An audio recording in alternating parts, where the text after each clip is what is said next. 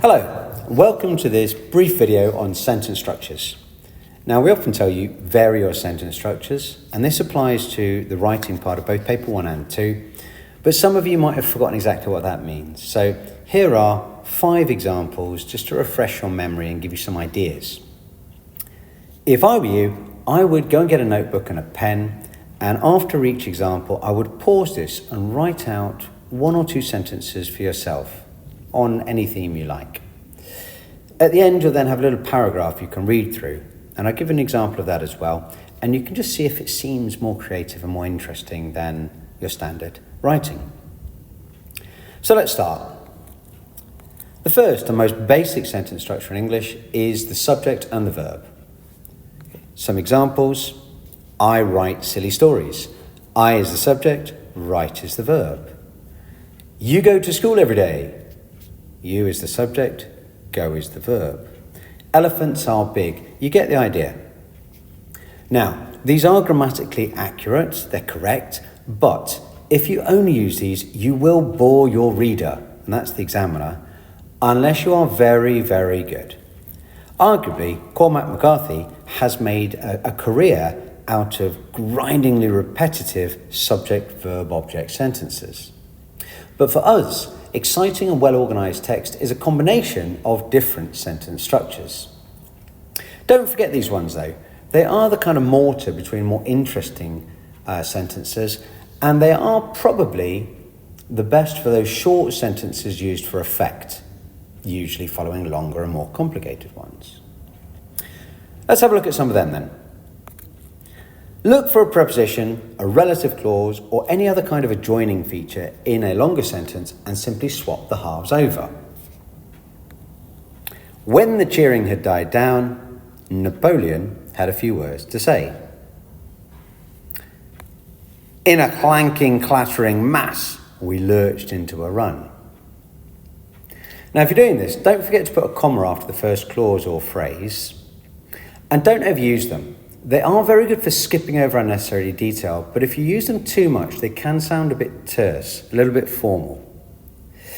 Notice, though, these 2 examples that I found from Animal Farm and the Song of Achilles both push sound to the front of the sentence. They're introducing that sensory language and making it more important in order to engage the reader and allow them to feel what's going on in that place at that time. Something else which can also engage the reader is asking questions. 2 examples here from Mary Shelley and Clive Barker. Frankenstein first. How can I describe the horrid creature whom with such intense effort I had endeavoured to create? Now, this is a first-person narrator voicing their own thoughts to the reader. And getting inside a character's head is a great way of building that empathy and allowing us to kind of connect with that character a little bit more deeply. Clive Barker uses this in a slightly different way. For some reason, best known to the visitors, the contact never lasted much after 6. She'd wait till past then to go up. What would it have been today? Who would have come to that sordid little room and left their mark? Shall I set up the cameras? Reg Fuller, her assistant, asked.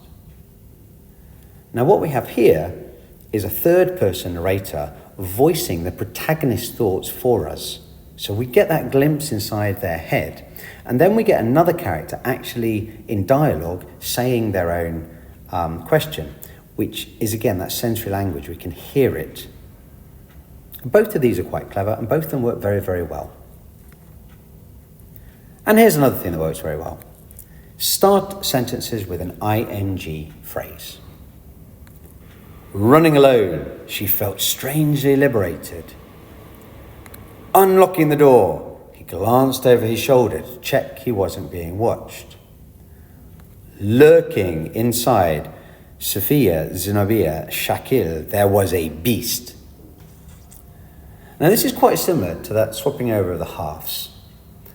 And for you, they might be best used for the climax or the rising action of a story. However, do try to use the ing form as a verb, not as a noun, otherwise known as a gerund. In the sentence, fishing is fun, fishing is really a verb pretending to be a noun. It's the same basic construction as chocolate is tasty. Running alone, unlocking the door, lurking inside. Don't forget, try and use those more powerful verbs. Those two examples that I came up with are okay, but Salman Rushdie has really smashed it with his one.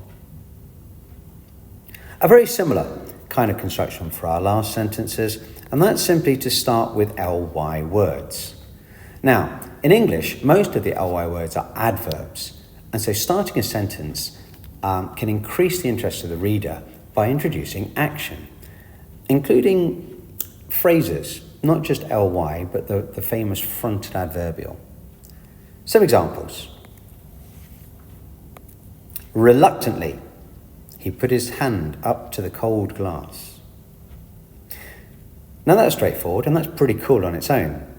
Stephen King then combines that with an ing phrase. Barking furiously, Cujo gave chase.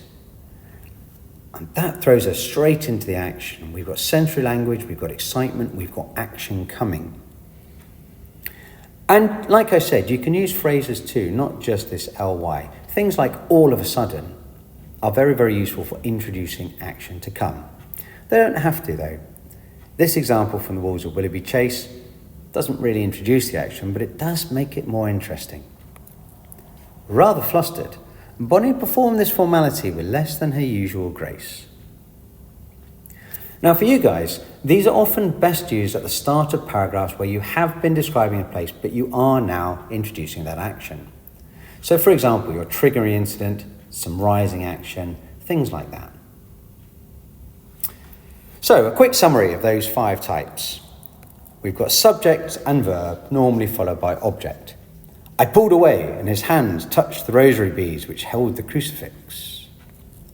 The tiger stalked us and the North Vietnamese soldiers. We can swap halves.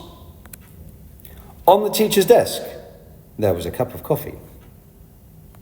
Under the dining table, the child growled menacingly.